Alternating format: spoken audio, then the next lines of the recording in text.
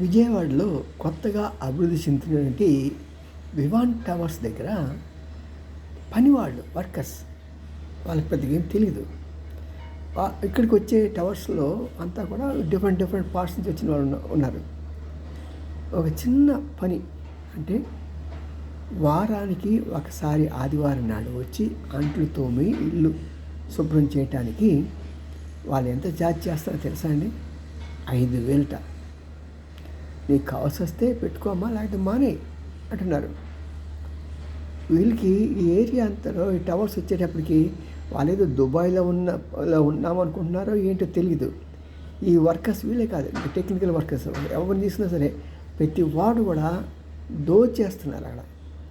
పాపం చాలామంది తెలియక ఇంకా అవసరం వీలు కాక కొత్త వాళ్ళని తెచ్చుకోవడానికి వాళ్ళు ఎంత అడిగితే అంత ఇస్తున్నారు. ఇలా చాలా చోద్యంగా ఉంది ఈ విషయం.